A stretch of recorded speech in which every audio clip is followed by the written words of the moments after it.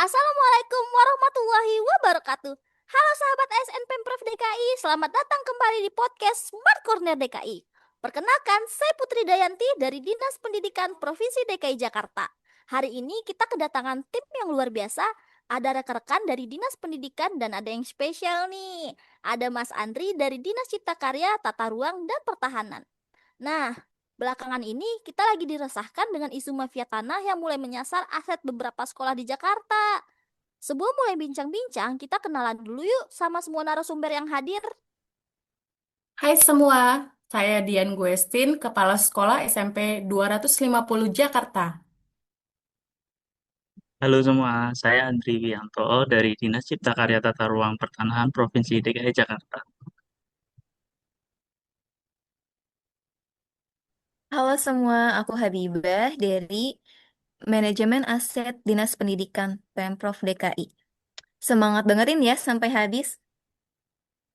Halo semua, dan aku Nisa dari Dinas Pendidikan sebagai analis kebijakan. Senang banget kita bisa bahas topik ini hari ini. Oke, sebagai garda terdepan, gimana nih tanggapan dari pihak sekolah, Budian? Wah, betul banget Mbak Putri.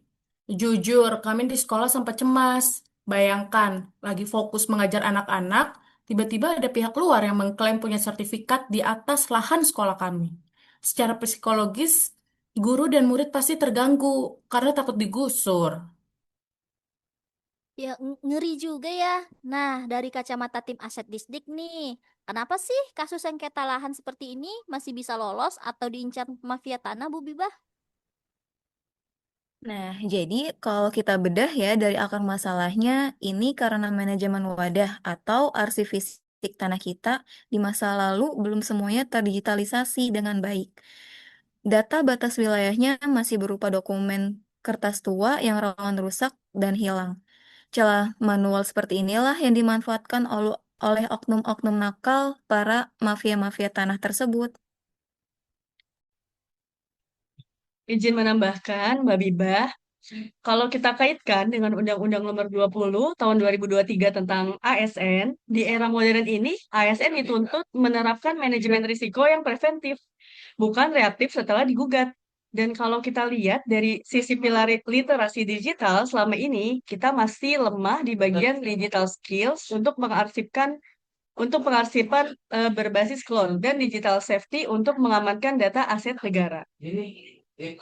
Wah, menarik nih. Nah, sekarang kita tanya ke ahlinya yuk. Dari Dinas Cipta Karya, langkah konkret apa yang sudah dilakukan biar sekolah-sekolah di Jakarta ini tidak bisa lagi disentuh mafia tanah, Mas Andri? Ya, Mbak Putri, sesuai dengan nilai core values ASN berakhlak, yaitu kolaboratif dan adaptif, DJKTRP di sini juga tidak tinggal diam. Kami saat ini sedang menjalankan kolaborasi dengan Disdik. Kami melakukan plotting geospasial menggunakan teknologi GIS. Jadinya untuk seluruh batas lahan sekolah, jajaran distrik langsung kami kunci menggunakan koordinat. Lalu dimasukkan ke dalam sistem database tata ruang digital yaitu di Jakarta 1. Nah, efeknya apa tuh kalau sudah masuk sistem digital? Nah, efeknya gini, begitu koordinatnya terkunci di sistem informasi tata ruang kami, data legalitas dan zonasi sekolah tersebut menjadi valid secara digital. Kalau ada oknum yang mencoba memanipulasi atau mengklaim lahan tersebut, sistem kita akan langsung menunjukkan status penguasaan aset yang sah sebagai dasarnya. Data spasial yang akurat inilah yang menjadi benteng pertahanan digital di kita, sekaligus wujud nyata dari pilar digital safety untuk melindungi aset negara. Nah, betul itu. Dan berkat kolaborasi dengan DCKTRP, tim aset kami sekarang kerjanya jauh lebih cepat. Tinggal buka dashboard digital, seluruh data legalitas tanah langsung terdeteksi semua. Tentunya ini sangat memangkas birokrasi yang ada di saat ini. Wah, alhamdulillah.